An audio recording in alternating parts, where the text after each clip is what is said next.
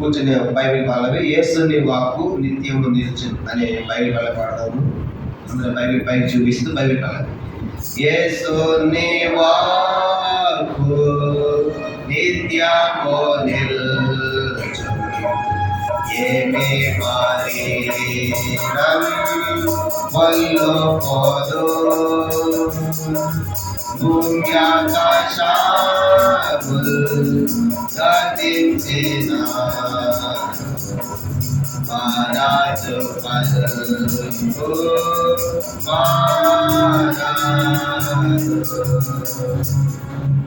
నేను వాక్యం నుంచి పేతురు రాసిన మొదటి పత్రిక ప్రభు యొక్క బలలో పాల్గొన్న పూర్వము పేతురు రాసిన మొదటి పత్రిక 2వ అధ్యాయం.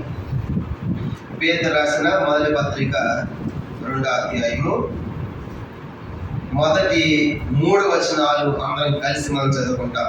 దేవుని పరిశుద్ధ గ్రంథంలో నుండి పేతురు రాసిన మొదటి పేతురు పత్రిక 2వ అధ్యాయము మొదటి 3 వచనాలు అందరం కలిసి మనం చదువుకుంటాం. చదవండి.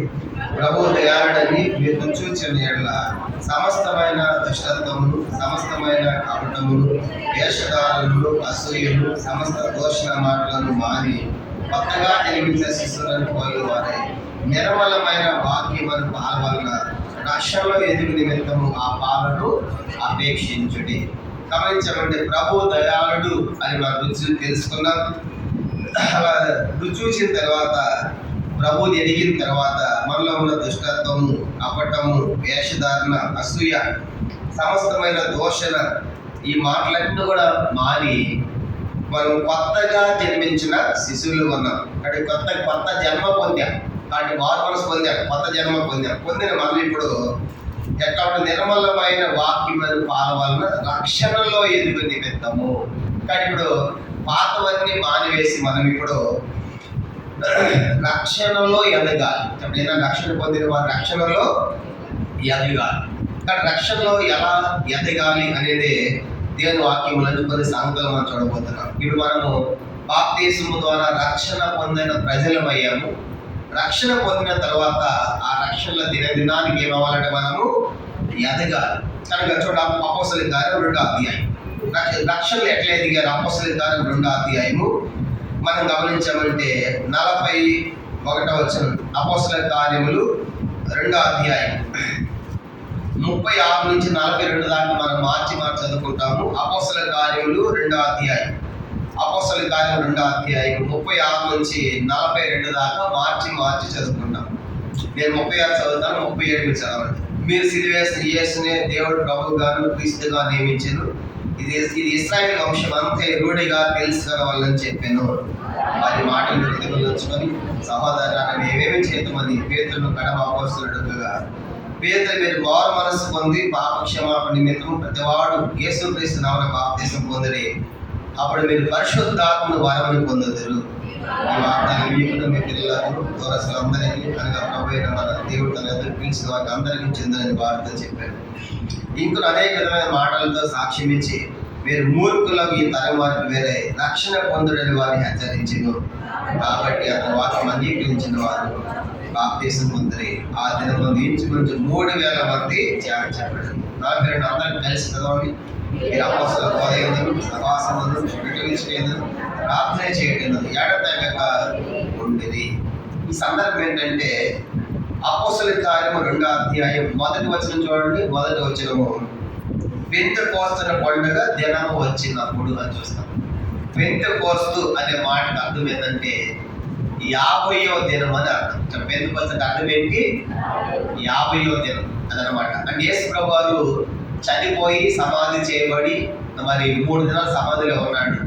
లేచిన తర్వాత సమాధి నుంచి లేచిన తర్వాత ఆయన 40 దినాలు భూమి మీద ఉన్నాడు సజీవుడు. 1వ అధ్యాయము 3వ వచనం. అపోస్తలుల కార్యములు 1:3 చూడండి. 1:3 ఆయన శ్రమ పడిన తరువాత 40 దినముల వరకు వారికి ఆగపడచ్చు. యేసు ప్రభువు సమాధి నుంచి లేచిన తర్వాత సిలువ వేయబడి సమాధి నుంచి లేచిన తర్వాత భూమి మీద ఎన్ని దినాలు ఉన్నాడు? 40 దినాలు ఉన్నాడు. ఎన్ని దినాలు చెప్పండి? 40 దినాలు ఉన్నాడు. ఈ 40 దినాలు శిష్యులతో ఉన్నాడు. ఎందుకంటే ఆయన గాయాలు తెలుసు, ఆయన శ్రమ తెలుసు కనుక ఈ 40 దినాలు ఉన్న తర్వాత యేసు ప్రభువు 40వ రోజు ఏం చేశాడంటే వాళ్ళందరూ చూస్తూ ఉండగా యెరూషలేములో ఒలీవల కొండ నుంచి ఆయన ఆరోహణమై పరలోకం వెళ్ళిపోయాడు. ఎన్నో దినం వెళ్ళిపోయాడు? 40వ దినం. ఎన్నో దినంగా 40వ దినం. అంటే 40 దినాలు ఉండి చాలా సంగతులు చెప్పాడు యేసు ప్రభువు మొదటి అధ్యాయంలో. అవన్నీ చెప్పి అందరూ చూస్తూ ఉండగా మొదటి అధ్యాయము 9వ వచనం, అపోస్తలుల కార్యం 1:9 ఈ మాటలు చెప్పి వారు చూచుండగా ఆయన ఆరోహణమాయను. అప్పుడు వారి కన్నులకు కనపడకుండా ఒక మేఘం ఆయనని వదిలిపోయింది. కనుక పైన చాలా విషయాలు చెప్పాడు. తను ఏం చెప్పాడంటే మీరు 10 దినాల్లో పరిశుద్ధాత్మలో బాప్తిసం పొందుతారు, కానీ మీరు ఎవరింటికి వాళ్ళు వెళ్ళిపోవద్దు, యెరూషలేములో కనిపెట్టండి అని ఆ సంగతులు చెప్పి దాన్ని మీరు యెరూషలేములో ప్రారంభించిన సువార్త బూది గంతాల దాకా వెళ్ళాలని చెప్పి ఇవన్నీ చెప్పిన తర్వాత యేసు ప్రభువు 40వ దినమున శిష్యులందరూ చూస్తూ ఉండగా ఆయన అట్లా ఆరోగ్యం వెళ్ళిపోయాడు. ఇప్పుడు చెప్పండి, యేసు ప్రభువు ఎక్కడికి వెళ్ళాడో ఎవరికి తెలుసు? ఎవరు తెలుసు? శిష్యులకు తెలుసు, అక్కడ ఉన్న వాళ్ళకి కూడా తెలుసు. ఎక్కడ తెలుసు వాళ్ళకి? వాళ్ళు చూస్తూ ఉండగా అట్లా వెళ్ళిపోయాడు 40వ దినం. అంటే యేసు ప్రభువుతో శిష్యులు ఉన్నారు, తిన్నారు, తిరిగారు. తర్వాత ఆయన సిలువేసింది తెలుసు, ఆయన సమాధులు పెట్టింది తెలుసు. లేచిన తర్వాత 40 దినాలు యేసు ప్రభువు ఎవరితో ఉన్నాడు? శిష్యులతో ఉన్నాడు.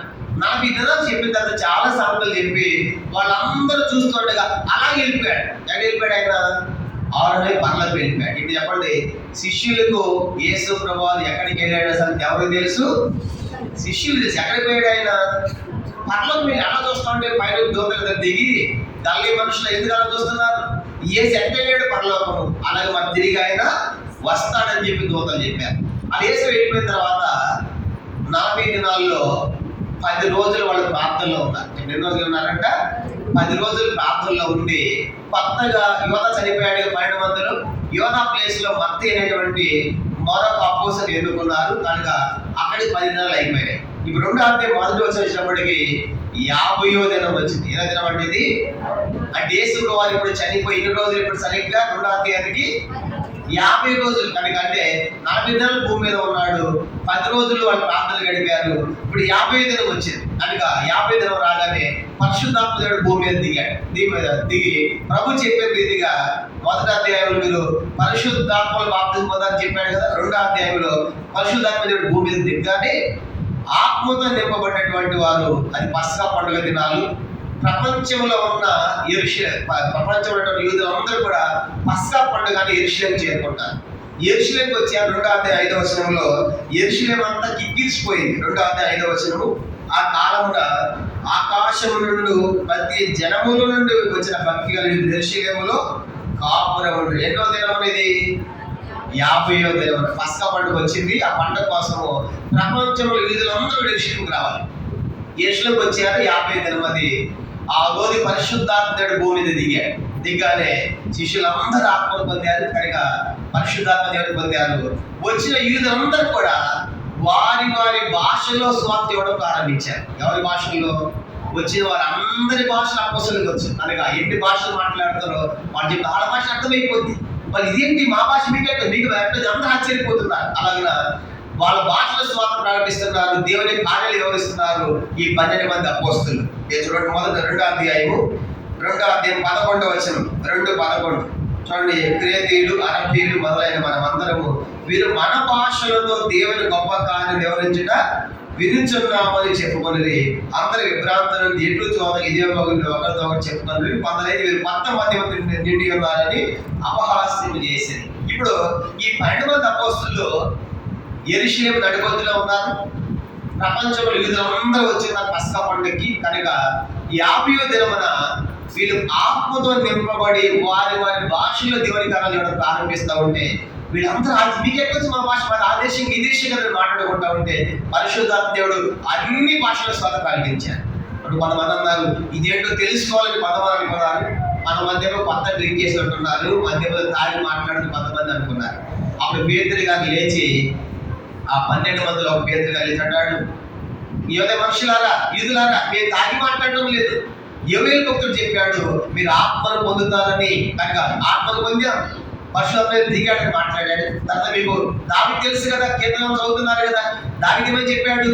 యేసు రక్తం కొళ్ళిపోదు, ఆయన శరీరం కొళ్ళిపోదు కనుక 16వ కీర్తన 11వ వచనంలో నువ్వు పరిశుద్ధుని కొళ్ళి పట్టని చెప్పాడు కదా. కనుక ఆయనసే ఆయన శరీరం కొళ్ళిపోలేదు, ఆ రక్తం కొళ్ళిపోలేదు అని చెప్పి 36వ వచనం ఏమన్నా చూడండి. 2వ అధ్యాయం 36వ వచనము, మీరు సిలువేసి ఇయ్యేసిన దేవుడు ప్రభు గారు క్రీస్తు గారు నియమించని ఇశ్రాయేలు వంశం అంతా రూఢిగా తెలుసుకున్న వాళ్ళని మీరు సిలువేసి వేసే ఎవరి కాదు, ఆయనే క్రీస్తు, ఆయన రక్షకుడు, ఆయన మెస్సయ్య, ఆయన దేవుడు అని అద్భుతమైన సువార్త 50వ దినం ఎవరు ప్రకటించారు? పేతురు గారు ప్రకటించాడు. యెరూషలేము నడిబొట్టులు యూదులంతా ప్రకటించారు. అప్పుడు యేసు ప్రభు వారు చనిపోయి ఎన్ని రోజులండి? 50 రోజులు. ఎన్ని రోజులంట? పెంతెకొస్తే 50 రోజులు. 50 రోజులు అంటే 50 రోజుల క్రితం మీరు యెరూషలేములో ఏం చేశారు ఊహించండి, ఆలోచించుకోండి. ఆ యేసు లీడ్ చేయలేరు కదా, తల మీద ముట్టకెట్టు పెట్టారు కదా, పక్కల బల్లెంని పొడిచారు కదా, రక్తం అనేది కారింది కదా, ఆ యేసే క్రీస్తు, ఆ యేసే మెస్సయ్య అని చెప్పేసి 50 రోజుల క్రితం జరిగిన సందర్భాన్ని గుర్తు చేసి పేతురు గారు స్వార్థ ప్రకటించారు. అప్పుడు రొమ్ములు బాధ, అయ్యో అట్లా ఆయన చేసి మెస్సయ్య, ఆయన ఏసా, అయ్యో తెలియదే, అది మేమేం చేయాలి అనగానే మీరు మార్పు పొందండి, పాపాలు ఒప్పుకోండి, బాప్తిసం పొందండి అని మన స్వార్థ ప్రకటిస్తే ఆ రోజు 50వ దినం యెరూషలేములో ఎంతమంది బాప్తిసం పొందారంట? 41వ వచనం. ఎన్ని వేలంట? 3000 బాప్తిసాలు జరిగాయి. ఎన్ని వేలంట? మనం 13 మందిగా 2 అయిపోయింది, ఎప్పుడు ముగిస్తారనుకుంటారు మీరు అక్కడ కింద. నేను కూడా త్వరగా ముగించలేను, పరిగెడుతున్నా.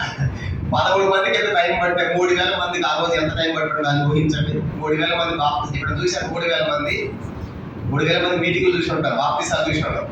3000 బాప్తిసాలు అంటే ఎవరు చూడడానికి బాప్తిసాలు అక్కడ 12 మంది అపోస్తులే పంచుకుని ఉంటారు. ఇంతమంది కనుక 3000 మంది ముంచి లేవడం ఊహించండి. 3000 బాప్తిసాలు అంటే ఆ రోజు ఏ రాత్రి అయిందో, ఎంత సంతోషమో, ఎంత ఆనందమో ఊహించండి. కనుక ఎంత టైం పట్టి ఉండాలి? 13 మందికి మనకి ఎంత టైం పడితే 3000 బాప్తిసాలు. కనుక రొమ్ములు బాదుకుని పాపాలు ఒప్పుకొని వాళ్ళు 3000 మంది బాప్తిసం పొందారండి. ఇప్పుడు బాప్తిసం పొందిన తర్వాత వాళ్ళు ఎట్లా ఎదిగారో చూడబోతున్నాం. ఇప్పుడు దాకా చెప్తున్నంత ఉపోద్ఘాత మీకు అర్థం అవడం ఇంట్రొడక్షన్ అనమాట. అసలు వర్తమానం ఇప్పుడు వెళ్తున్నాము. అసలు అంటే ఇప్పుడు మొదలు పెడతాను కావద్దు, కనుక ఒక 10-15 నిమిషాలు ముగిస్తాను. చెప్పాను కదా 2లో మొత్తం ముగిస్తాను. కాబట్టి ఎందుకంటే ఇక్కడ షుగర్ పేషెంట్లు, హార్ట్ పేషెంట్లు, బీపీలు చాలా ఉన్నాయి. కాబట్టి మనకు లేని చెప్పుకుంటూ లేదు ఈ దినాలు. కాబట్టి ఎవరన్నా బాగున్నారని అడగకూడదు, జ్ఞానాలకి పెట్టకుండా అని అడగాలి. అలాంటి వరకు వచ్చేసాను. కనుక మీ బీపీ ఎట్లా ఉంది, షుగర్ ఎట్లా ఉందని అడగాలన్నమాట. నాకు అప్పుడేమో బాగున్నారంటే వాళ్ళు ఇప్పుడు బాగున్నారని కాదు, బీపీ ఎట్టుందాకా, షుగర్ ఎట్టుందాకా, కాళ్ళు ఎట్టుందాకా అని అడగాలన్నమాట. నాకు అందుకే ఇవన్నీ ఉన్నాయి కాబట్టి ముందుగానే అది మీరు ఇండికేషన్స్ ఏమి ఇవ్వాల్సిన అవసరం లేదు. ఇక్కడ మాకు అన్నీ తెలుసు కాబట్టి సమయం ముగించుకుంటాం. కానీ ఇప్పుడు 50వ దినమున ఎన్ని రోజులు అంటే బాప్తిసం పొందిన 8,000 మంది అంట 3,000 మంది బాప్తిసం పొందారు. బాప్తిసం పొంది వాళ్ళు ఎట్లా ఎదిగారు దేవుళ్ళు అనే సంగతి చూడబోతున్నాం. మొట్టమొదటిది బాప్తిసం పొందిన వారు 2వ అధ్యాయం 42వ వచనం. 2వ అధ్యాయం 42. అందరం కలిసి అపోస్తుల బోధయందును, సహవాసమందును, రొట్టె విరిచినందును, ప్రార్థన చేయటం ఎడతెగక. కానీ ఎక్కడెక్కడి నుంచి వచ్చేసారు, వచ్చిన వాళ్ళంతా కూడా అపోస్తుల బోధలో ఉంటున్నారు, సహవాసంగా ఉంటున్నారు, తన ప్రార్థనలో రొట్టె విరుస్తున్నారు, ఈ పని చేస్తున్నారు. ఈ 4 పనులు చేస్తున్నారు. అందుకే దైవజనుడు భక్తి గారు మనకి ఇచ్చిన దర్శనము, అపోస్తుల బోధ, సహవాసం, రొట్టె విరిచిన ప్రార్థన, ఇది మనం పాటిస్తున్నాం. కనుక ప్రతి ఆదివారం రొట్టె విరుస్తాము, సంఘ ప్రార్థన, ఉపవాస ప్రార్థన, గొలుసు ప్రార్థన, కుటుంబ ప్రార్థన ఇవన్నీ కలిగి ఉంటున్నాం, సహవాసంగా ఉంటున్నాం. తర్వాత మనం గమనించామంటే మరి అపోస్తుల బోధలో మనం ఉంటున్నాం. అపోస్తుల బోధ అంటే గుర్తుపెట్టుకోవాలి, ఇది చెప్పాలి. ఇది నాలుగు అపోస్తుల బోధ అంటే ఏంటంటే శ్రమ, ఆ తర్వాత మహిమ. ఇది అపోస్తుల బోధ. అపోస్తుల బోధ ఏంటి? మీరు శ్రమ పడితే తర్వాత మీరు మహిమలోనికి వెళతారన్నది అపోస్తుల బోధ. విచారం పెట్టాలి. ఈ దినాల్లో చాలా మంది అపోస్తుల బోధ చెప్పడంలా. ఈ దినాల బోధలు ఏంటంటే మీకు క్షేమాభివృద్ధి కలుగును గాక, మరి మీరు దీవించును గాక, మీరు ఆస్వాదించును గాక, మీకు మనందరికి ఎంత సంతోషం. కనుక అవన్నీ చెప్పాడు దేవుడు. అపోస్తుల బోధ అంటే మీరు శ్రమ, ఆ తర్వాత మహిమ. కనుక సిలువ లేకుండా సింహాసనం లేదు. యేసు వారు సిలువ ఎక్కాడు, ఇప్పుడు సింహాసనం మీద ఉన్నాడు. ఇది అపోస్తుల బోధ. అంటే లోకంలో మనకు శ్రమలు ఉంటాయి, అయినా సరే దేవుడు విడిచిపెట్టవద్దు, దేవుడితో ఉండండి, దేవుడు దీవిస్తున్నాడని చెప్పాలి. మనకి అక్కడ చెప్తే మనకి ఇష్టం ఉన్నది కదా, నేను దీవించగాక, ఆస్వాదించగాక మన సంతోషం. అర్థమైందా? కాబట్టి అపోస్తుల బోధ ఏంటంటే మీ రోగాలు పోతాయి, మీ జబ్బులు పోతాయి, యేసుని నమ్ముకోండి. ఇది కదా అపోస్తుల బోధ. ఈ దినాల్లో యూట్యూబ్లు అన్నింటిదే కదా. కనుక మీకు అనారోగ్యంగా మాకు చెప్పండి, మీకు జబ్బులుంటే మాకు చెప్పండి, మీకు అవసరాలు మాకు చెప్పండి, మీరు ప్రార్థన చేస్తామండి. ఇది అపోస్తుల బోధ. దానికి అపోస్తుల బోధ శ్రమ ఉంది. క్రైస్తవానికి మీరు ధైర్యంగా ఉండండి, మీరు మహిమలో ఉంటారని చెప్పాలి. అపోస్తుల బోధలో ఉన్నారు, సహవాసం ఉన్నారు, ప్రార్థన రొట్టె విడుస్తున్నారు, ఎక్కడెక్కున్నారు. వాళ్ళు చేసిన మొదటి పని ఇది అనమాట. రెండోది ఏం చేస్తున్నారు చూడండి, రెండోది అపోస్తలుల కార్యం 2వ అధ్యాయం. 3000 మంది బాప్తిసం పొందిన వారు ఈ పని చేస్తున్నారు.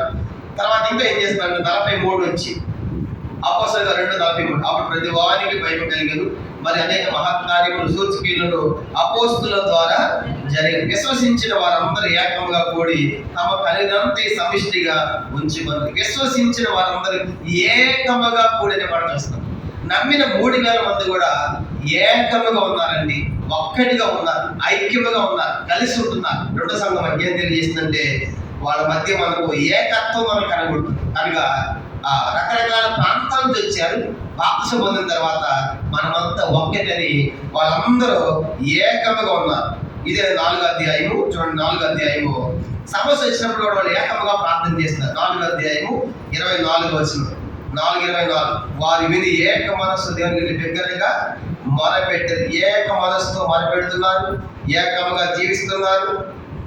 5వ అధ్యాయము 12వ వచనం. 5:12 ఏక మనస్సులై అనే మాట చూస్తున్నారు. కానీ ఇప్పుడు రెండవది 3000 మంది కూడా ఎక్కడ ఉన్నారంటే ఏకముగా ఉన్నారు, ఒక్కటిగా ఉన్నారు. అంటే ఇదేం తెలియజేస్తా ఉందంటే వాళ్ళు ఐక్యముగా ఉన్నారు. మనమంతా యేసు ద్వారా రక్తంతో కడగబడిన వారు అని చెప్పేసి వాళ్ళు ఐక్యతను చాటిస్తున్నారు. అని 3000 మంది రెండవదిగా ఐక్యతలో కొనసాగుతున్నట్టుగా మనకు కనబడుతుంది. మొదటిది వాళ్ళ అపోస్తలుల బోధ, సహవాసం, రెండవది ప్రార్థన ఉన్నారు. రెండవదిగా వాళ్ళు ఐక్యత ఏకత్వంలో కొనసాగుతున్నారు. కనుక 3000 మంది. ఇది రెండవది.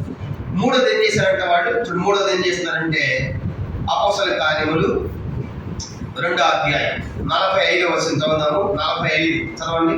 ఇదిగాక వారు తమ స్థిరాస్తులను అమ్మి అందరిని వారి అక్కడ కలది పంచిపెట్టిరి. 4వ అధ్యాయము 34వ వచనం. 4వ అధ్యాయం 34 చదువుతాం. భూములైనను ఇండ్లైనను కలిగిన వారందరూ వాటిని అమ్మిన వాటి వేళ తెచ్చి అపోస్తలుల పాదం మీద పెట్టుచు వచ్చింది. 36-37 కూడా. 4:36. కుప్పరలు పుట్టిన లేవీడకు యేసేపును అక్కడ ఉండేను. ఇతనికి అపోస్తలుల హెచ్చరిక పుత్రుని అర్థమించి బర్నబా అని పేరు పెట్టి ఉంటుంది. ఇతను భూమి కలవాడి ఉండి దాన్ని నమ్మి దాని వెల తెచ్చి అపోస్తలుల పాదం మీద పెట్టుచు వచ్చింది. మూడవదిగా బాప్తిసం పొందినటువంటి వాళ్ళందరూ కూడా ఇంకా నమ్మిన వారంతా చేసిన పని ఏంటంటే మూడవదిగా వాళ్ళ భూములు, వాళ్ళ ఇండ్లు అమ్మి ఆ డబ్బంతా తెచ్చి అపోస్తలుల పాదం లేదా పెట్టారంట. అంటే ఇది వాళ్ళ లోపల సమర్పణ కనబడుతుంది, త్యాగం కనబడుతుంది. మొట్టమొదటి భూమి మీద సంఘం పుట్టింది, క్రైస్తవులు అయ్యారు. సంఘ ప్రారంభం అది చెప్పండి, సంఘం యొక్క ప్రారంభం. కానీ ఇప్పుడు ఈ 3000 మంది పోషణెట్లాగు బట్టలెట్లాగా ఎవరు చూసుకోవాలని చెప్పేసి లోకల్ ఉన్న యూదుని ఆలోచించి మారు పొందిన వారు వాళ్ళ ఇండ్లు భూములు అమ్మి తెచ్చి అపోస్తలుల పాదముల యొద్ద పెట్టి దీంతో దేవుని సేవ చేయండి, సంఘం నడిపించండి అని చెప్పేసి వాళ్ళు సమర్పణతో జీవించారు. ఇక్కడ ఉన్నారు వాళ్ళు భూములు ఇండ్లు అమ్మిన వారు దేవుని కోసం చేయొద్దని ఒకసారి సంతోషపడటం. అందరు కొనుక్కున్నాం, ఏసును నమ్ము ఇల్లు కొనుక్కున్నాం, భూమి కొనుక్కున్నాం కదా. మరి ఏసును నమ్మి కొనుక్కున్నాము, వాళ్ళు ఏసును నమ్మి ఏం చేశారు, అమ్ముకున్నారు. అర్థమైందా? ఏది గొప్పది? అమ్మేది గొప్పదా, కొనుగోలు గొప్పదా? దేవుని పని కోసం. అర్థమైందా? కాబట్టి అపోస్తలుడు అమ్మనే చెప్పలేదు. మీ ఇండ్లు భూములు అమ్మన్నాను అనుకోండి, వచ్చే వాళ్ళు ఒక్కళ్ళ దగ్గర ఉంటే కొట్టు. ఎందుకు? ఆ భాషలో మా ఇల్లు అమ్ముకోమన్నాడు, భూ అమ్ముకోమన్నాడు అని. ఇక్కడ మేము చెప్పినా కూడా అంత అమాయకులు ఎవరు కాదు. ఇక్కడ అమ్మి తెచ్చి అంత అమాయకులు ఎవరు లేరు. మీకు తేడా కూడా మాకు తెలుసు. కానీ వాళ్ళు కూడా అమ్మాయిని చెప్పాలి. అర్థమైందా? కనుక మీ భూములు ఇంట్లో అమ్మని చెప్పాలి. కానీ వాళ్ళు ఆలోచించారు, ఈ సేవ ఎట్లా జరగాలి, ఇంతమందికి ఎట్లాగా చెప్పేసి ప్రపంచ దేశం నుంచి వచ్చి మార్పు పొందారు కదా. అని అది సంఘం స్థిరపడింది. సంఘం స్థిరపడి 3000 పోషణ ఎట్లా చెప్పేసి లోకల్లో ఉన్నటువంటి వాళ్ళు ఇంట్లో భూములు అమ్మారండి. కనుక ప్రారంభ సంఘం ఏమి సమర్పణ ఎంత గొప్పదో చూడండి. అందుకే మన భూములు ఇంట్లో అమ్మని చెప్పేసి దేవుడు ధర్మశాస్త్రంలో కనీసం 10వ భాగం పెట్టాడు. అంతే. 10వ భాగం అంటే మీ దశమనాలు దేవునికి ఇవ్వాలని ముందే నిర్ణయించాడు ధర్మశాస్త్రంలో. కనుక 100 రూపాయలు సంపాదిస్తే 10 రూపాయలు దేవునికి, 1000 అయితే 100 రూపాయలు దేవునికి అని 10వ భాగం ధర్మశాస్త్రంలో నిర్ణయించాడు. మనం భూములు ఇంట్లో అమ్మని తెలిసే కనీసం అదనే పెట్టండి. ఎందుకంటే దేవుని పని జరగాలి, సేవ జరగాలి. చూడండి, ఒక మీటింగ్ పెట్టాలంటే ఎంత ఖర్చు అవుతుంది? ప్రతిదీ కూడా ఎంత ద్రవ్యంతో కూడుకున్నది, ఎంత ఖర్చుతో కూడుకున్నది. అందుకే దేవుని యొక్క భాగాలు దేవునికి ఇవ్వాలని మనం నిర్ణయించాడు. అయితే ఆ దినాల్లో ప్రారంభ సంఘం చూసినప్పుడు వాళ్ళ ఇండ్లు భూములు అమ్మారంటే వాళ్ళు ఎంత గొప్ప సమర్పణతో ఉన్నారో ఆలోచించండి. కానీ ఇప్పుడు అమ్మినటువంటి అంటే సంఘములో చేర్చబడిన వారు కానీ అపోస్తల బోధలు ఎదుగుతున్నారు, తర్వాత అందరూ ఏక మనసుతో ఉంటున్నారు, తర్వాత వాళ్ళ భూములు ఇండ్లు అమ్మి తెచ్చి అపోస్తలకు చేయలేదు, దీంతో మీరు దేవుని సేవ చేయండి అని స్వార్థ ప్రకటించండి అని చెప్పేసి వాళ్ళ యొక్క సమర్పణ కనపరిచారండి. అదే భూమి మీద సంఘం పుట్టింది. కానీ 120 మంది కాస్త 3000 మంది అయ్యారు. తర్వాత 4000 అలాగిన యెరూషలేములో 50వ దినం అంటే యేసు క్రీస్తుకం 33లో యేసును సిలువేసిన తర్వాత భూమి 40 దినాలు ఉన్నాడు, 40 వెళ్ళిపోయాడు, 50 దినం వచ్చింది.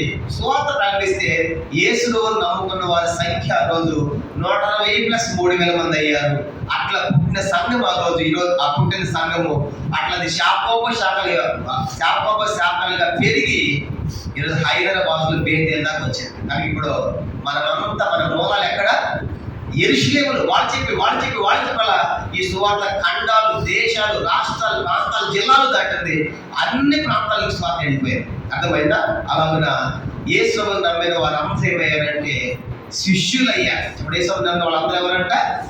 శిష్యులయ్యారు. అందుకే 6వ అధ్యాయం 1వ వచనంలో ఆ దినములో శిష్యుల సంఖ్య విస్తరించిన రాయబడి. యేసును నమ్మిన ప్రతి ఒక్కరు శిష్యులు అవడం అంటే, శిష్యుడు అంటే ఎవరంటే తన సిలువను ఎత్తుకొని వెంబడింపనేవాడు ఆ శిష్యుడు కాదేటంట. సిలువ ఎత్తుకునేవాడు, సువార్త ప్రకటించేవాడు శిష్యుడు.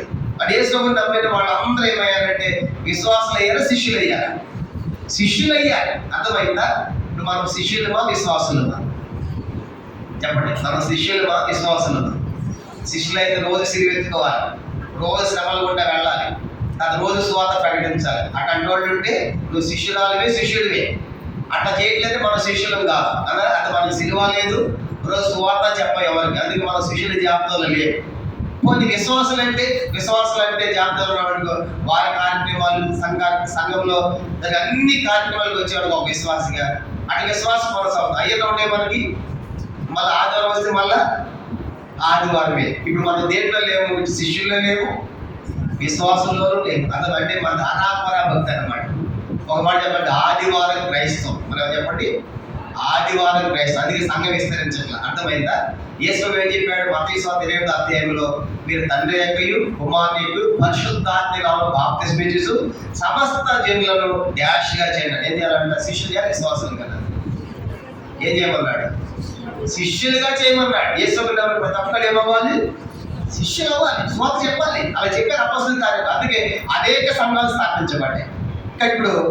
ఇప్పుడు అట్లా శిష్యులుగా మారారు కాబట్టి సంఘాలు పెరిగాయి. అంటే మనకి ఏం తెలిసిందంటే 3వదిగా వాళ్ళు భూములు అమ్మారు, ఇండ్లు అమ్మారు, దేవుని సేవ జరగాలి. కానీ ఇప్పుడు ఆ బాప్తిసం పొందిన దాన్ని మన లోపల తప్పనిసరిగా సమర్పణ జీవితం ఉండాలి. దేవుని 3వదిగా త్యాగం ఉండాలి. దేవుని కోసం ఏది నీ త్యాగం?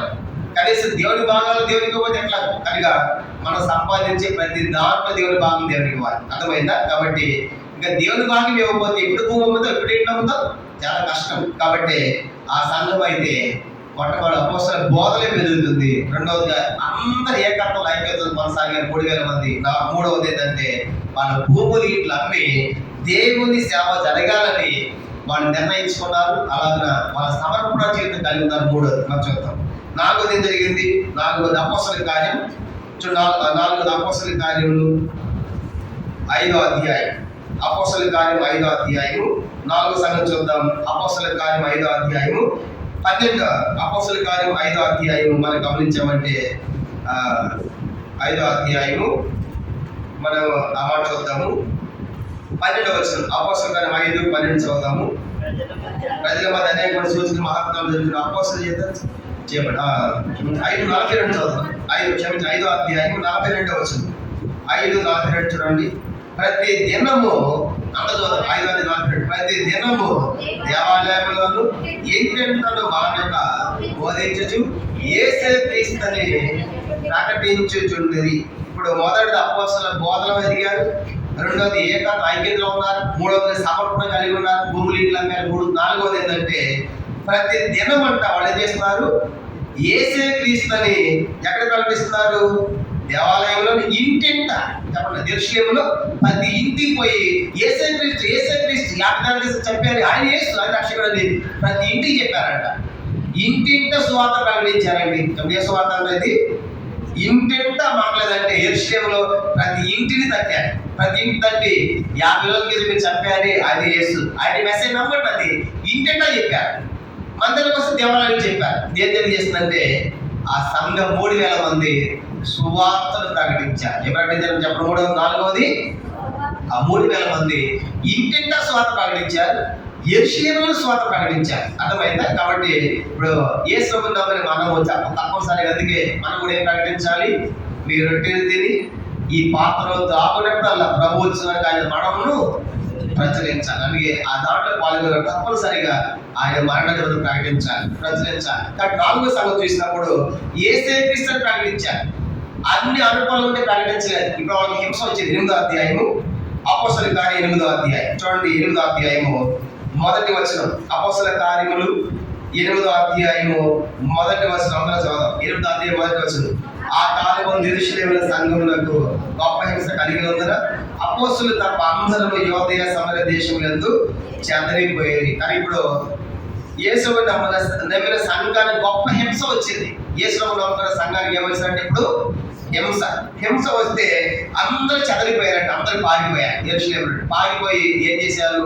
పారిపోయి ఆస్థానాలు దాక్కోవాలి. ఏం చేశారంటే 4 వచ్చింది. చదవండి. 4 అందరూ చదువుదాం. 8 అందరూ చదవాలి. కాబట్టి చెదరిపోయిన వారు సువార్త వాక్యము ప్రకటించి సంచారము చేసేది. చెదరిపోయి బెదిరిపోయి పరిగెత్తే వాళ్ళంతా పరిగెత్తుకుంటే ఏం ప్రకటించుకుంటూ పోతున్నారు? అట్లా బెదిరిపోయి దాక్కోవాలి. చెదరిపోతున్నారు. కానీ యేసే క్రీస్తుని సువార్త ఇంకోటి వెళ్ళిపోయారు. అంటే యెరూషలేము దాటి ఎక్కడ దాపోయారంటే సిరియా దేశం దాకా వెళ్ళారు. శిష్యులంతా ఏమయ్యారంటే ఇప్పుడు 3000 మంది శమంచి సిరియా దేశం దాపోయి అంత్యోక్య అనే ప్రాంతం దాకా వెళ్ళారు. వెళ్ళి ఏం ప్రకటించుకుంటూ పోయారు? వీళ్ళంతా సువార్త ప్రకటించుకుంటూ వెళ్ళారు. అంటే హింస వచ్చినా కష్టం వచ్చినా వాళ్ళు ఏం మానలేదు, సువార్త ప్రకటించేది మానలేదు. అలా ప్రకటిస్తే 11వ అధ్యాయం అపోస్తలుల కార్యం 11వ అధ్యాయం ఏం జరిగిందని చూడండి. ఎక్కడ దాకా వెళ్ళారంటే వీళ్ళు అట్లా చెదిరిపోతారంటే అపోస్తలుల కార్యం 11వ అధ్యాయం 19వ వచనం.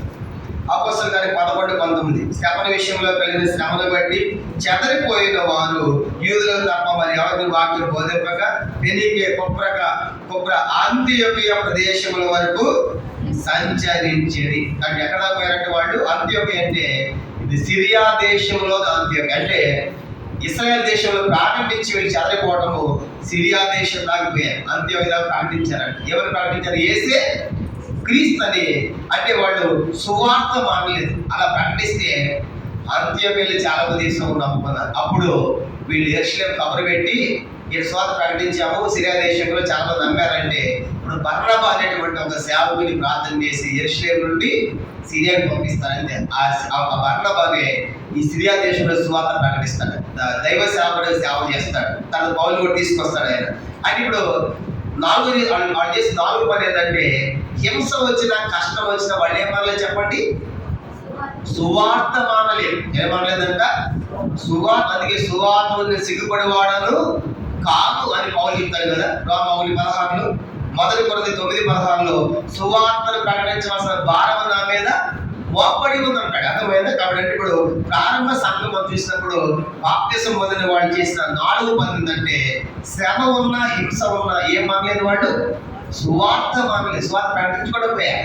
ఇప్పుడు 4 సంగతులు చెప్పారు. మొదటిది అపోస్తలుల బోధన ఎదుగుతున్నారు, 4 పనులు చేస్తున్నారు. రెండవది ఏకమను సాయిగీతలో ఉన్నారు. మూడవదిగా వాళ్ళకున్న భూములు ఇంట్లో అవి దేవుని సేవకు సమర్పించారు, సమర్పణ త్యాగంతో ఉన్నారు. 4వది చెప్పండి వాళ్ళు ఎక్కడ పోయి ప్రకటిస్తున్నారంట?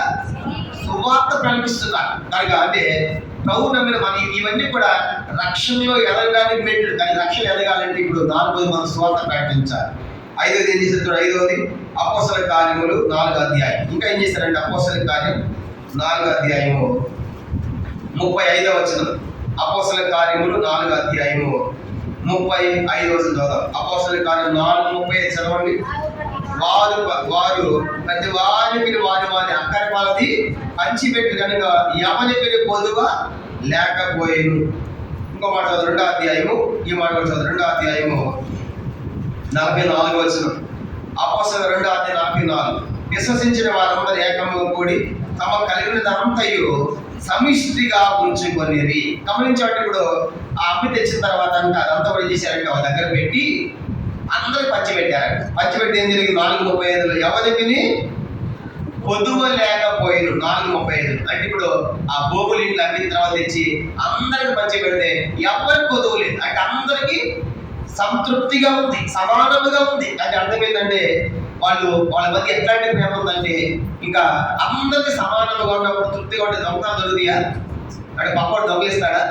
దొంగలించడు. అందరు తృప్తిగా ఉంది, ఎవరికి పొదువు లేదంటే అర్థమైందా? ఇది ప్రారంభ సంఘం అట్లా ఉంది. కొంతమంది కూడా దగ్గర పెట్టుకుని కలిసి ఉంటున్నారు, కలిసి తింటున్నారు, అందరూ కలిసి పంచుకుంటారు సమానంగా. అర్థమైందా? కనుక తిమోతికి చెప్పాడు హెబ్రోన్లో 1964 1964 సంవత్సరం తిమోతికి హెబ్రోన్లో ట్రైనింగ్లో ఉన్నప్పుడు, బక్సింగ్ హెబ్రోన్లో ఉన్నప్పుడు తిమోతికి వాళ్ళు ట్రైనింగ్లో ఉన్నారు. అక్కడ 1964 1964 సంవత్సరంలో ఉన్న సంగతులు, ప్రారంభ సంఘం మన హెబ్రోన్ ఎట్లా ఉండేదంటే ఎవరికైనా 2 జతలు వస్త్రాలు వచ్చాయి అనుకోండి, సేవలో ఉన్నప్పుడు ఈయన ఆలోచించాడు, అయ్యో ఆయనకి లేవు కదా బట్టలు ఆలోచించి ఆ సహోదరుడు ఎవరికైతే బట్టలు లేవు ఆయన బయటకు వెళ్ళినప్పుడు ఈ 2 జతలు ఉండే ఇతను చేసేవాడికి ఈ సహోదరుడు ఒక జత బట్టలు తీసుకెళ్ళి ఆయన పెట్టి మీద పెట్టేవాడంట. అంటే పెట్టి మీద పెట్టి ఈయన మౌనంగా ఉండేవాడు. ఇప్పుడు బయట నుంచి వచ్చిన తర్వాత ఆయన పెట్టి మీద ఒక 10 జత వస్త్రాలు ఉండే. ఇప్పుడు ఎవరు ఇచ్చిన ఆయన తెలుసా? తెలియదు. ఇచ్చిన ఆయనకి తెలుసు కానీ ఎవరు చెప్పేవాడు కదా నేను ఇచ్చిన. ఆయన బయటకు వచ్చి బయట వచ్చిన ఆ పెట్టి మీద వస్త్రాలు చూసి అయ్యో నాకు 10 వస్త్రాలు ప్రభు ఇచ్చాడు ప్రభావి స్తోత్రం దేవుని ఆనందించేవాడు. అర్థమైందా? అవి ప్రారంభములు హెబ్రోన్లో మన దినాలు. ఇప్పుడు హెబ్రోన్ పోతే అన్ని పిండి తాళాలు వేస్తున్నారు, తాళం కూడా పగలగొట్టి ఎత్తుకొని పోతున్నారు. అర్థమైపోయిందా? ఇప్పుడు మనం ప్రస్తుతం చూసేవాడికి అంటే ప్రారంభములు రెండింటి ఒకటి మంచి ఇచ్చుకున్నారు. కనుక ఈ దినాలు ఉన్నవాడిని దాచిపెట్టుకోవడం, తీసుకోవడం, దానికి అవసరమైతే పక్కడే కూడా ఎత్తుకొని పోవడం అనమాట. అలాంటి కాలానికి వచ్చేసాం. పుట్టింది అలా మన సంఘము ఇలాంటి కాలానికి వచ్చేసాం. ప్రారంభ సంఘం కూడా ఎట్లా ఉందంటే అందరు కలిసి ఉంటున్నారంట, అందరు కలిసి పంచి పెట్టుకున్నారంటే ఎవరు పొందలేదంటే అసమానం లేదు, ఎక్కువ తక్కువ లేదు. మనమంతా ఒకటి, మనమంతా ఒక దగ్గర వేస్తాం, ఒక దగ్గర తింటామని చెప్పేసి అలాగే జీవించారు. కానీ మనకేం తెలియజేస్తుందంటే ఇది వాళ్ళ మధ్య ప్రేమ ఉన్న సంఘం. ఏమన్నా వాళ్ళ మధ్య ఏమున్నది? ఇది ప్రేమను తెలియజేస్తాం. కనుక అర్థమైందా? ప్రేమ ఎప్పుడు ఇస్తానని ఉంటుంది. ప్రేమ ఉంటే కనుక తీసుకోవడం కాదు, తీసుకోవడం స్వార్థం అవుతుంది, ఇచ్చేది ప్రేమ అవుతుంది. కనుక అలా ఇచ్చారంట కనుక ప్రారంభంలో. కానీ మనం ఇస్తామా? 2 4 మనకే ఉంటాయి కానీ అప్పటికి లేకపోతే సరే కదా ప్రారంభంలో ఇచ్చారు. దేవుడు అది చెప్తే మనకి యేసు కూడా చెప్పాడు కదా, నీకు 2 ఇచ్చారు. 2 ప్రభు 4 ప్రభు నాకు 6 ప్రభు అంటూ ఉంటారు. అప్పటికి మాత్రం పిల్లికి పెన్షన్ పెట్టడం. అర్థమైందా? ఆలోచించామా? కాబట్టి ఇదినాలు మనం జ్ఞాపకం పెట్టుకోవాలి. ప్రారంభంలో 3000 మంది ఎట్లా చేసిన పని ఏంటంటే వాళ్ళకి ఎవ్వరు పొదువు లేకుండా సమానంగా పంచుకున్నారు, సమానంగా ఉన్నారంటే వాళ్ళ మధ్య ప్రేమ ఐక్యత ఉన్నట్టుగా మనకు కనబడుతుంది. ప్రేమ ఉన్న సంఘముగా ప్రేమలో ఎదిగిన వాళ్ళు ఉన్నారు. కాబట్టి ఈరోజు మనము ప్రేమలో ఎదగాలి. ఆ దినాలు హెబ్రోన్లో 1964 అమ్మ చెప్పేవాడు. అప్పుడు సేవకి తెలుగు వాళ్ళు ఉండేవాళ్ళు, తమిళ వాళ్ళు ఉండేవాళ్ళు, హిందీ వాళ్ళు, నేపాలి వాళ్ళు అందరూ ఉండేవాళ్ళు. ఒకళ్ళ భాష ఒకళ్ళు రాదు. అర్థమైందా? ఒకళ్ళ భాష ఒకళ్ళకి రాదు. నేపాలి వాళ్ళు వచ్చేవాళ్ళు ఇక్కడికి, వాళ్ళు తెలుగు రాదు. ఒక తెలుగు అయినా నేపాలి వాళ్ళు ఇద్దరు షాపింగ్కి వెళ్ళేవాళ్ళు. రిక్షాలు, అన్ని రిక్షాలో షాపింగ్ చేస్తే మీరు ఎక్కడ పోయించే రిక్షాకి నీకు తెలుగు రాదు, నీకు నేపాలి రాదు కదంటే ఇద్దరు షాపింగ్ చేసి వచ్చేవాడు. అర్థమైపోయిందా? ఇది నా మోగ భాష అనమాట. అర్థమైందా? భాషలు రాకపోయే వాళ్ళ మధ్య ఏముంది? ప్రేమ ఉందండి. అది ఆనందాలు. అర్థమైందా? ఈ సంఘంలో కూడా అలాగే ఉందన్నమాట. అర్థమైందా? కలిగినంత ఒక దగ్గర పెట్టుకుని 3000 మంది బాక్స్ మనం అంతా ఒక్కటి, ఒక ప్రభువు నమ్ముకొని ఒక కుటుంబం అన్నట్టుగా జీవించారు. ఇప్పుడు మనం అలాగే జీవించాలి. అట్లా ఉండి ఆయన పనులు మనం పాల్గొన అంటే ఇది ఆ దినాలు ఉన్న ప్రేమను తెలియజేస్తాం. ఇది ఎన్నో సంగతి? 5 విషయం. మొదటిది ఏంటి? వాళ్ళు అపోస్తలుల బోధ ఫ్యాక్టరీలో ఎదుగుతున్నారు. రెండవది ఏక మనసు ఏకాత్వాన్ని కలిగి ఉన్నారు. 3వదిగా సమర్పణ త్యాగం కలిగి ఉన్నారు. 4వదిగా సువార్త ప్రకటిస్తున్నారు. 5వది మనం చూసినప్పుడు ప్రేమతో సమానంగా ఉంటున్నారు. ప్రేమతో 6వ చెప్తాము, ముగించేద్దాం. 6వది అపోస్తలుల కార్యం 12వ అధ్యాయం. అపోస్తలుల కార్యం 12వ అధ్యాయము 5వ వచనం చూడండి. అపోస్తలుల కార్యములు 12వ అధ్యాయము 6వ సంగతి చూద్దాం, మనం ముగిద్దాం. అపోస్తలుల కార్యం 12వ అధ్యాయము 5వ వచనం అందరికి కలిసి 5 చదవండి. పేతురు చెరసాలలో ఉంచబడిన సంఘం అయితే అతనికి ఒక అత్యాశక్తి దేవునికి ప్రార్థన చేయించుండెను. ఇప్పుడు 12వ అధ్యాయం ఏం జరిగిందంటే, హేరోదు రాజుగా ఉన్నాడు. ఈ హేరోదు ఎవరంటే బైబిల్లో మనకు కనబడే మత్తయి సువార్తలో కనబడే హేరోదు రాజుకి ఈయన మనవడు అనమాట. ఆయన హేరోదు, ఈయన హేరోదే, ఈయన మనవడు అనమాట. మత్తయి సువార్తలో మనకు కనబడ్డాడు కదా మహా హేరోదు, ఆయన మనవడు. అపోస్తలుల 12వ అధ్యాయం. ఈ హేరోదు చేసి అంటే అపోస్తలుడు యాకోబుని చంపించాడు. 2వ వచనంలో యాకోబుని చంపించాడు. నెక్స్ట్ పేతురు గారిని కూడా చంపాలని రెడీగా ఆయన చేసాలో పెట్టాడు. పస్కా పండుగలో చాలా మంది యూదులు వస్తారు, అందరూ చంపితే నాకు యూదులందరూ మద్దతు ఉంటుంది అని చెప్పేసి ఈ హేరోదు పేతురుని చంపడానికి రెడీ పెట్టారు. ఇప్పుడు సంఘమంతా ఏం చేస్తుందంటే చెప్పండి, పేతురు గారి కోసం చెప్పండి, సంఘమంతా ఏం చేస్తుంది? ప్రార్థన చేస్తుంది. ఇప్పుడు బయటికి రావడం సాధ్యమేనా? ఆల్రెడీ యాకోబుని ఏం చేశాడు? చంపించాడు. యాకోబుని చంపించి నెక్స్ట్ ఎవరు చంపించాలి? ఇప్పుడు ఎవరు చంపాలి? పేతురుని చంపాలని పెట్టాడు. యాకోబుని చంపిని చూశాడు ఎవరు?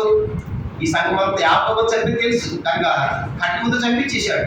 ఇక పేతురు రెడీ ఉన్నాడు. ఊహించండి, యాకోబుని చంపినప్పుడు పేతురు గారు సజీవంగా బయటికి వస్తారని నమ్మకం ఉంటుంది అసలు? ఉంటుందా? మనమైతే అనుకుంటే నెక్స్ట్ పేతురు గారి సేవం వచ్చింది ఉండడానికి చేద్దాం అనుకుంటాం. మనం ఎందుకు? యాకోబు ఎడికి వెళ్ళిపోయారు, చంపేశాడు యాకోబు గారిని. నెక్స్ట్ పేతురు గారు కూడా బయటకు వచ్చి దీనికోసం, ఎందుకంటే అక్కడ 16 మంది సైనికుల మధ్య ఉన్నాడు. ఎంతమంది చెప్పండి? 16 మంది సైనికుల మధ్య ఒక రాజు బంధిస్తే ప్రార్థన ద్వారా బయటకు వస్తాం సాధ్యమేనా? ఊహించండి, ఇది ప్రార్థన చేయొచ్చు అసలు? ఇది రాదు, అసాధ్యం, మన వల్ల కాదు. ఎందుకంటే యాకోబు చంపించాడు, పేతురు గారు రావడం ఇది అసాధ్యమని తెలిసినప్పటికీ కూడా సంఘం వెంట ప్రార్థన చేసిందంట అత్యాశక్తితో. అంటే అర్థం ఏంటి? మనం చేస్తే దేవుడు చేస్తాడు, అద్భుతం జరిగిస్తాడు. మనకు తెలియదు, మనం ప్రార్థన చేస్తామని అత్యాశక్తి. అంటే ప్రభా నువ్వేం చేస్తావు మాకు తెలియదు అయ్యా, పేతురు గారు బయటకు రావాలి, పేతురు గారు బయటకు రావాలని చెప్పేసి అందరూ మొరపెట్టారండి సంఘం అంతా. అలా మొరపెడితే పరలోకపు దూత దిగింది, ఆ జైల్లో చెరసాల్లోకి వెలుగు వచ్చింది, సంఖ్యలు ఊడిపడ్డాయి, పేతురు తట్టింది, బయట తీసుకొచ్చింది. సైకిల్ అట్లే ఉన్నారు, గేట్లు అట్లే ఉన్నాయి, తెరుచుకునే గేట్లు బయటకు వచ్చేసాడు. కనుక అద్భుతముగా సంఘ ప్రార్థన ద్వారా పేతురు గారు బయటకు వచ్చాడు. అంటే ఇప్పుడు ప్రారంభ సంఘం అంతా ఏం చేసింది చెప్పండి? ఏం చేసింది? ఏ ప్రార్థన అది? అత్యాశక్తితో ప్రార్థన. మనకు ఉంది ఇప్పుడు ప్రార్థన. సంఘ ప్రార్థనకి రా, ఇంకేడా ఆసక్తి ఉంది అసలు? మరి ఆత్మ సాధివారమేగా. కానీ ప్రారంభ సంఘం అట్లా చేసిందండి. కానీ రక్షణ ఎదగాలని మనం ఏమన్నా చెప్పడం, మనకి వ్యక్తిగత ప్రార్థన, కుటుంబ ప్రార్థన, సంఘ ప్రార్థన, ఉపవాస ప్రార్థన, గొలుసు ప్రార్థన, ఆన్లైన్ ప్రార్థన, ఇవన్నీ దేనికోసం? ఎదగడం కోసం. ప్రారంభ సంఘము సమస్య వచ్చినప్పుడు అందరూ కలిసి అత్యాశక్తితో ప్రార్థన చేస్తే చెరసాల సంఖ్యలు ఊడిపడ్డాయి. ఈరోజు ఎందుకు సంఖ్యలు ఊడిపడటం లేదంటే, ఎందుకు మన సమస్యలు పోవడం లేదంటే చెప్పండి, మన ప్రార్థన ఏం లేదు చెప్పండి? అత్యాశక్తితో ప్రార్థన లేదు. కనుక ఎక్కడైపోయిందంటే మనం కనుక వాళ్ళు కూడా గుడికి వెళ్ళి తంగమైన గుడ్డుగా గంట కొట్టి చుట్టూ తిరిగి వెళ్ళిపోతారు అన్నమాట. వాళ్ళు అయిపోయింది భక్తి. మన కూడా ఏమైపోయిందంటే ప్రభాని స్తోత్రం ఆమెని ఈయన వెళ్ళిపోతారు ప్రార్థన చేసి అర్థమైందా? ఇంకో వెళ్ళిపోతాడు. కానీ ఎవరు ప్రార్థన వాళ్ళు గంట కొట్టినట్టు వెళ్ళిపోతారు. ఇక్కడ మిగిలిన లాస్ట్ పాస్టర్ గారి సేవకుడు ఎవరు ఉన్నారు అనమాట. అర్థమైంది? ఆమె సమయం ఏసు వాటి ఏమన్నాడు ప్రార్థన? ఏమన్నాడు? మీరు ఏకీభవించి భూమి మీద ఇద్దరు ముగ్గురు కలిసి ఎక్కడ మొరపెట్టారో మీరు ఏకీభవించి. అర్థమేంటి ఏకీభవించడం అంటే?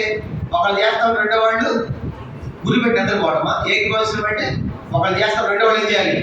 అవును ప్రభా ఆమె, అది ఏకీభవించి. అర్థమైందా?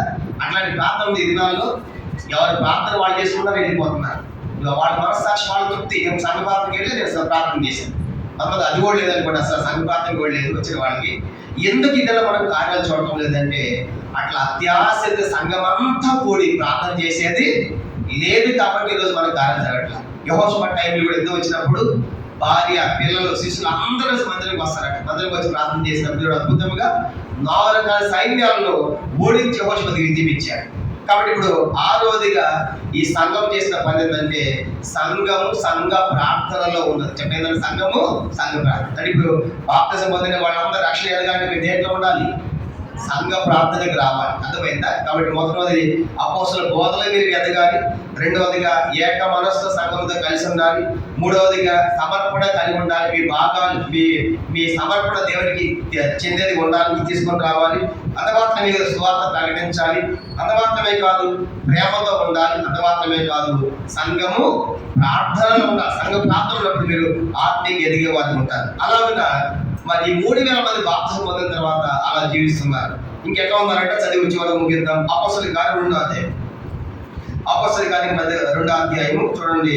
ఇంకా ఎట్లా ఉన్నారంటే వాళ్ళు 2వ అధ్యాయం ఆఖరిగా మాట చదివి మనం ముగించుకుంటాం. 2వ అధ్యాయము అపోస్తలుల కార్యం 2వ అధ్యాయం. ఇంకా 3000 మంది ఎట్లా ఎదిగారంటే సంఘ ప్రార్థనలను కాదంట. ఇంకా చివరిగా చూద్దాం 47వ వచనం, 46, 47, 2వ అధ్యాయం 46, 47 వచనాలు. మరియు వారు ఏక మనస్సుతో ప్రతి దినము దేవాలయంలో తప్పక కూడుకొనుచు ఇంటింట రొట్టె విడిచి దేవుని స్తుతించుచు ప్రజలందరి వల్ల దయ పొందిన వారి ఆనందముతోను నిష్ఠల హృదయముతోను ఆహారము పుచ్చుకొనిచుండెను. 46లో దేవుని స్తుతించు అని చూస్తాం. దేవుడు ఏం చేస్తారంటే వాళ్ళు స్తుతించడం, దేవుని ఆరాధిస్తూ ఉన్నారు. ఆరాధించడమే కాదు, ఇంకేం చేస్తున్నారంటే వాళ్ళు ఆనందముతో నిష్కపటమైన హృదయంతో. అంటే నిష్కపటమైన హృదయం అంటే యథార్థమైన హృదయం. వాళ్ళ ఆనందం ఉంది, వాళ్ళ ఆరాధన ఉంది, వాళ్ళ యథార్థత ఉంది. అలా జీవించారు. 7వదిగా ఈ 3000 మంది బాప్తిస్మం పొందిన ఎలా ఎదిగారంటే ఆనందంలో ఎదుగుతున్నారు, ఆరాధనలు ఎదుగుతున్నారు, తర్వాత యథార్థంగా ఎదిగారు అన్నమాట. అలా ప్రజలందరి ద్వారా దయ పొందారు. ఇవన్నీ మనం పాటించినప్పుడు మనం రక్షణలో ఎదిగినట్టు అర్థమైందా? రక్షణ ఎదగడం అంటే అపోస్తలుల బోధలే పెంచబడాలి, ఐక్యతలో ఉండాలి, సమర్పణ కలిగి ఉండాలి, సంఘ ప్రార్థన ఉండాలి. మనం గమనించమంటే సువార్త ప్రకటించాలి, సమానమైన ప్రేమ కలిగి ఉండాలి. ఇలా చూసినప్పుడు మరి ఆరాధించాలి. కొంతమంది నోరు తెరవదు. అది ప్రతి ఆదివారం మనం ప్రభుని ఏం చేయాలి? తప్పనిసరిగా ఆరాధించడానికి ప్రయత్నం చేయాలి. బహుశా అందరికి రాకపోవచ్చు కనుక ఈ వారం నెక్స్ట్ వీక్ కానీ నెలలో కనీసం 1-2 వారాలు మనం ఆరాధన చేయడానికి మన ప్రయత్నము చేయాలి. 7వదిగా చూసినప్పుడు వీళ్ళు ఆరాధిస్తున్నారు, ఆనందం ఉంటున్నారు. ఆనందం ఉండడమే కాకుండా ప్రతి దినం అంట 45-46 ప్రతి దినము దేవాలయం అంటే వాళ్ళ మందిరాన్ని మానుకోవడం లేదు. ప్రతి దినము దేవాలయంలో తప్పక కూడుకొనుచు. ప్రతి దినం అంటే ఇక్కడ రోజు మందిరం వచ్చేవాడు ఉన్నారు ఎవరైనా? ప్రతి రోజు కూడా మందిరం వచ్చేవాడు ఎవరు లేదు కదా. మనం ఉన్న మధ్య కార్యక్రమాలకి రోజు ఎక్కడ వస్తాం మందిరానికి. వాళ్ళు ఏం చేస్తారంట? ప్రతి దినం మందిరం, ప్రతి దినం మందిరానికి వెళ్తున్నారు, సంతోషంగా ఉంటున్నారు, ఆరాధన చేస్తున్నారు, యథార్థంగా ఉన్నారు. అలా ఉన్న రక్షణ ఎదిగిందండి సంఘం. ఎదిగి ఈ సంఘం ద్వారా అనేక సంఘాలు స్థాపించబడ్డాయి. ఆ రీతిగా బాప్తిస్మం పొందిన వాళ్ళు మనము కానీ అలాగూ మన దేవుళ్ళు ఎదగాలని ప్రభు కోరుతున్నాడు. అలా ప్రభు మనకు సహాయం చేయనుగా. మోకరించండి, ప్రార్థన. ఈ వాక్య వెలుగులో మన జీవితాలు సఫర్ చేసుకుని ప్రభు యొక్క బలలో మనం పాల్గొంటాం. మోకరించండి, ప్రార్థన చేసుకుంటాం. దేవుడు వాక్యం ద్వారా మనతో మాట్లాడి ఉంటుండగా రక్షణ ఎదగాలి అంటే 7 సంగతులు చూసాం. మొట్టమొదటిగా